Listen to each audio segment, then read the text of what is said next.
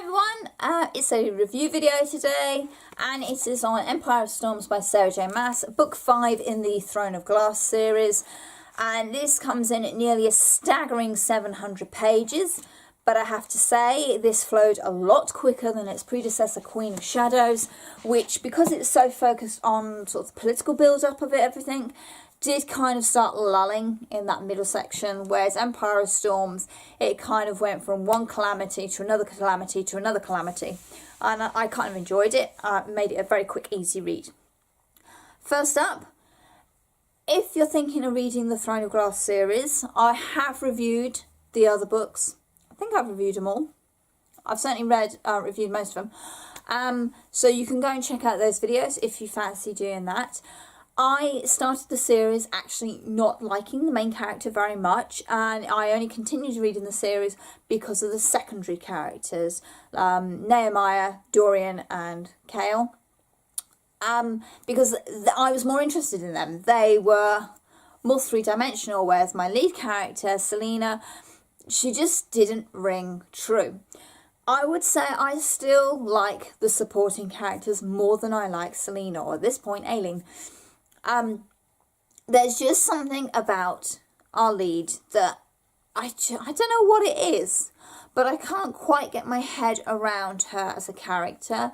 Whether that's because she seems to be plotting and scheming all the time, but she never lets anybody in on anything. She's too busy keeping it all to her chest in case it either blows up in her face, or she wants to pull the head, hey, look how wonderful I am, which, I don't know, it just sort of, oh, really, you're going to play that one again, kind of thing. So, for me, it's a lot of the supporting characters that make me actually really enjoy this series a lot.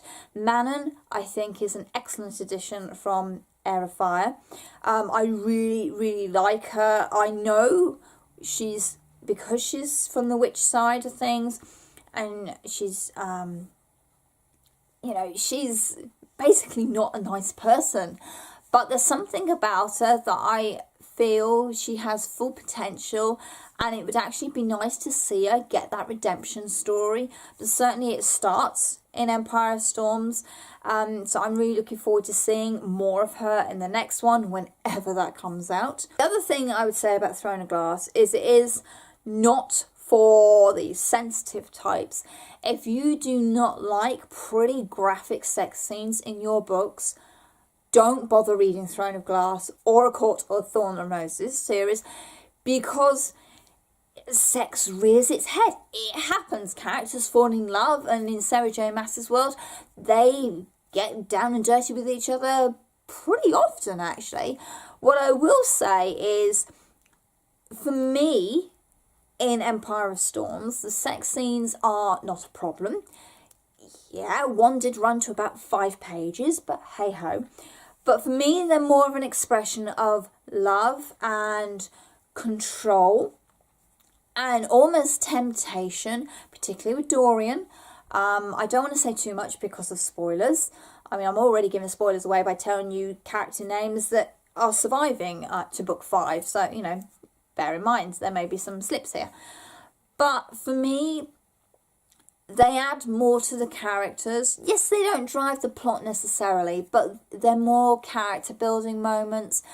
It's why I don't have a problem with them in Outlander, because for me, sex scenes should be an expression of love, respect, and should further character development. If they don't do that, then I don't think they should be in there. It doesn't mean to say I want sex scenes in every chapter. No, I mean, there is such a thing as too much. But it doesn't bother me occasionally to come across one and, oh look, yeah, the characters are finally getting to know each other, or they're finally admitting they're that close to each other. For me, that's important. So there's that little detail. If you like your fantasy very structured and with the sense of destiny and fate has a hand in what's going on, then you will enjoy Empire of Storms. Things start clicking into place into this book.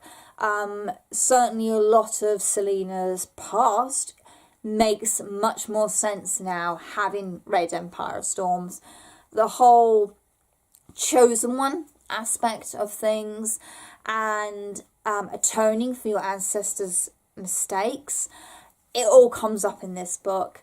And yes, that can be seen as a cliche, that everything's been planned out from the start, that like the gods have been controlling everything and these people have no free will. But I thought it was very well done, and actually I think there's wriggle room for our characters to get round what fate has got in store for them. I'm kind of hoping we're going to get the almost cliched happy ever after, where our lead character has to do the ultimate sacrifice, but for one reason or another is able to come back from that. That's what I'm kind of hoping.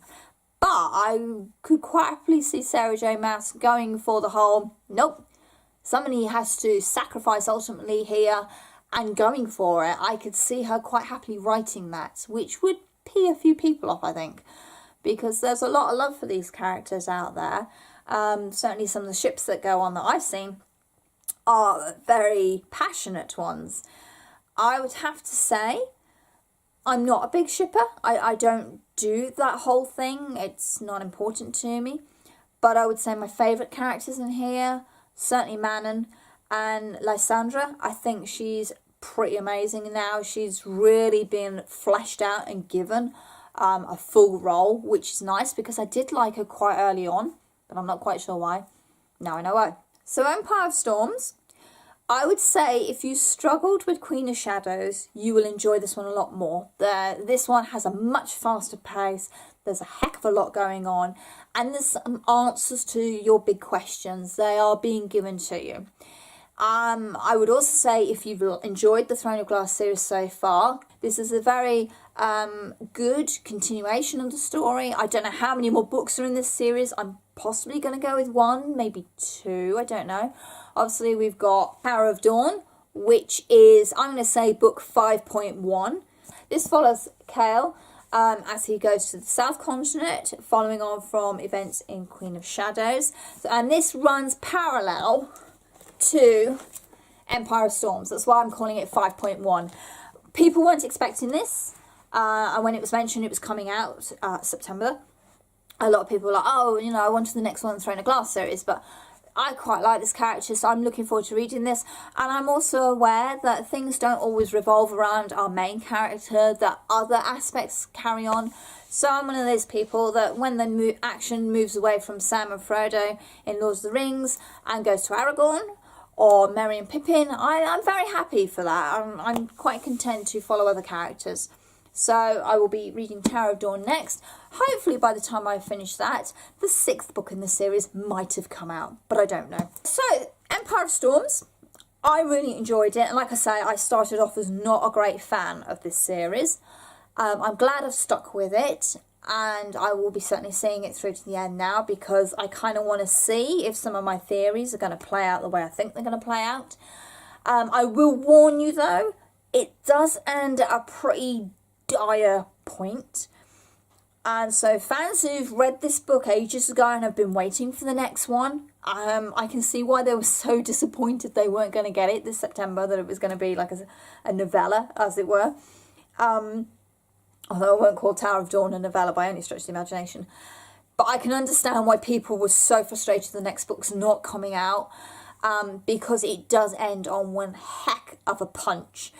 And yeah, I am wondering when the next one's coming out, because I know certain things that have now got to happen. And, you know, I'm going to have to wait at least 6 months, if not more, for the next one in the series. But yeah, Empire of Storms, read it if you like the Throne of Glass series. If you were disappointed with Queen of Shadows, this one you will enjoy, I can guarantee that. And if you gave up with Throne of Glass after book 2, that's fine. I'm not going to tell you to carry on, because if you didn't like it back then, you're probably still not going to like it now. But if you're invested in it like I am, yay! It's a good read. So thank you very much. As always, my social media links are on Goodreads, Twitter and Instagram in the description box down below. That sentence came out totally backwards, but hey. As always, thank you very much for watching and happy reading. Bye everyone.